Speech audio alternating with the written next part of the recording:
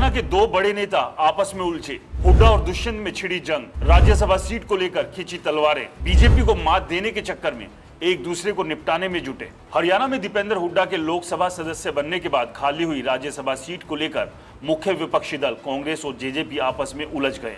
पूर्व मुख्यमंत्री दुष्यंत चौटाला ने पूर्व मुख्यमंत्री और विपक्ष के नेता भूपेंद्र सिंह हुड्डा पर बीजेपी के साथ मैच फिक्सिंग करने का आरोप लगाते हुए कहा है कि कांग्रेस राज्यसभा के लिए किसी समाजसेवी, कलाकार या खिलाड़ी को उतारे तो जेजेपी बगैर शर्त समर्थन देगी।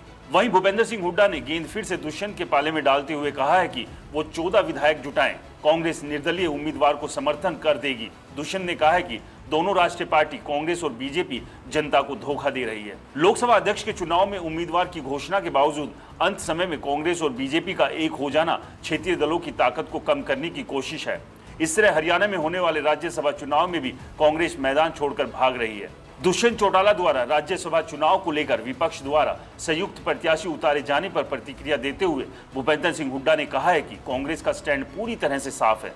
वो 14 विधायक इकट्ठा करके दे, हमारे सभी विधायक निर्दलीय प्रत्याशी को वोट डालकर राज्यसभा में भेजेंगे। भूपेंद्र सिंह हुड्डा ने दुष्यंत चौटाला का नाम लिए बगैर कहा कि चाहे तो वह अपने प्रत्याशी उतार दे, लेकिन पहले 14 विधायक इकट्ठे हो जाएं। दुष्यंत चौटाला बयानों की बजाय विधायक इकट्ठा करने पर अपनी एनर्जी लगाए ताकि बीजेपी को हराया जा सके। तो वहीं दुष्यंत चौटाला ने दावा किया है कि राज्यसभा की एक सीट पर होने वाले चुनाव में कांग्रेस और बीजेपी मिलकर खेल रहे हैं। अगर कांग्रेस असलियत में भाजपा को टक्कर देना चाहती है तो साझा सामाजिक उम्मीदवार उतारे, हम साथ देने को तैयार हैं। दुष्यंत चौटाला ने आगे कहा कि कांग्रेस पहले ही मैदान छोड़ रही है। भूपेंद्र हुड्डा द्वारा नंबर न होने की बात कहना बीजेपी के साथ मैच फिक्सिंग को दिखाता है। तो राज्यसभा की एक सीट को लेकर लगातार हो रहे जेजेपी और कांग्रेस के दोनों बड़े नेताओं में बयानबाजी अब आगे और कितनी गर्माएगी, ये देखना दिलचस्प होगा।